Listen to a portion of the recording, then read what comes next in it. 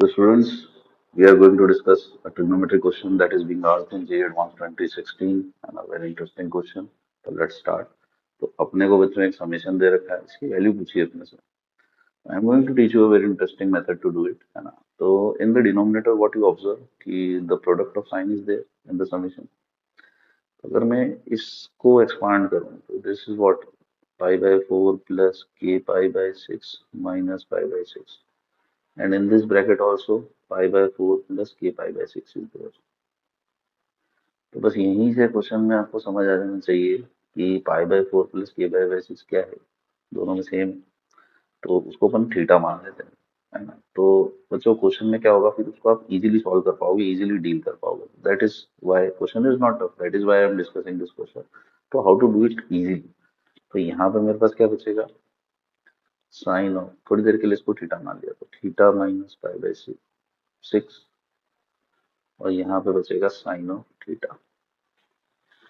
तो अब क्या करना है बच्चों अपने को, यहाँ पे कि डिनोमिनेटर में अगर दोनों ही साइन के टर्म्स मल्टीप्लाई हो रहे हैं, है ना, या डिनोमिनेटर में दोनों कॉस के टर्म्स मल्टीप्लाई होते हैं, तो ऊपर आपको साइन का फॉर्मूला बनाना पड़ता है, sine of A minus B का. ठीक है, क्योंकि समेशन को जब तक आप डिफरेंस में नहीं लिखोगे, आप है ना कैंसिलेशन नहीं कर पाओगे.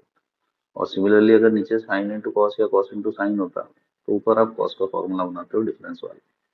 क्योंकि अल्टीमेटली मुझे समेशन को डिफरेंस में एक्सप्रेस करना होता है, then only I can solve, then only I can make it कि कैंसिल हो जाए टर्म्स, मैं वीएन मेथड उसमें लगा पाऊँ. तो अब जो न्यूमरेटर है, अगर मैं उसको डिफरेंस में लिखूं डिनोमिनेटर के टर्म्स में, तो मैं उसको क्या लिख सकता हूँ, sine of theta minus pi by 6. तो difference of these two angles sine pi by 6 के बराबर है, तो मुझे साइन पाई बाय 6 से डिवाइड भी करना पड़ेगा, और क्योंकि वो कांस्टेंट है वो समेशन के बाहर आ जाएगा. ठीक है. तो अब ऊपर फॉर्मूला लगा देते हैं अपन. साइन पाई बाय 6 1/2 था, तो यहाँ पर 2 आ जाएगा ऊपर. तो के बराबर 1 से 13. साइन ए माइनस बी का फॉर्मूला लगा दो यहाँ पे, तो sine theta into cos theta minus pi by 6 minus cos of theta into sine of theta minus pi by 6. और ये डिवाइड कर दो दोनों में, तो sine of theta minus pi by 6 times sine theta, और यहाँ पे भी sine of theta minus pi by 6 times sine theta. तो अल्टीमेटली यहाँ कैंसिलेशन आपको नजर आएगा, यहाँ पे साइन थीटा से साइन थीटा कैंसिल करेगा, और यहाँ पे ही कैंसिल करेगा.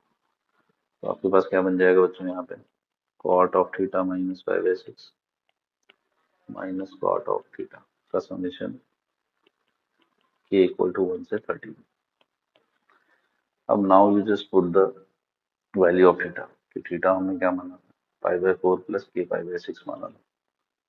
तो इसको वापस पुट कर देते हैं, तो cot of pi by 4 plus k pi by 6 minus pi by 6. ठीक है, minus cot of pi by 4 plus k pi by 6. तो अब बस के की वैल्यूज पुट करके अगर मैं इसको एक्सपांड करूंगा, तो यहाँ पे कैंसिलेशन हो जाएगा, है ना. और यहाँ पे मैं वीएन मेथड का भी यूज कर सकता हूँ, है ना. वीएन मेथड शॉर्टकट के लिए, कि यहाँ पे मुझे ये छोटा दिख रहा है, तो इसमें के को 1 पुट कर दूंगा, और ये बड़ा दिख रहा है क्योंकि इसमें माइनस हो रहा है इसलिए छोटा दिख रहा है, और ये बड़ा दिख रहा है, तो इसके अंदर मैं के को 13 पुट कर दूंगा, तो डायरेक्टली मेरे पास आंसर आ जाएगा. तो अगर मैं के को इसमें 1 पुट करता हूँ, तो मेरे पास बचेगा सिर्फ पाई बाय 4 और minus cot of pi by 4 plus के को 13 पुट करेंगे तो 13 पाई बाय 6 आ जाएगा. तो अभी तक अपना ये आंसर है. तो कॉट पाई बाय 4 तो बेसिकली 1 होता है, माइनस इसका 1 सॉल्व कर लेते हैं, है ना. इसको अपन और इजीली कैसे सॉल्व कर सकते हैं बच्चों, कि 13 पाई बाय 6 को मैं 2 पाई प्लस पाई बाय 6 लिख सकता हूँ, और ये पाई बाय 6 प्लस पाई बाय 4 भी 75 डिग्री होता है, मतलब 0 से 90 के बीच में. तो 2 pi plus theta cot theta के बराबर ही आता है, मतलब अल्टीमेटली ये कॉट 75 डिग्री के बराबर ही आ जाएगा.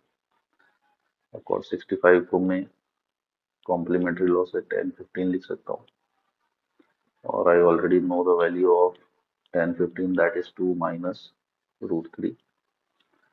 तो यहाँ पे क्या आंसर आ रहा है बच्चों, 2 times of √3 - 1 is my final answer.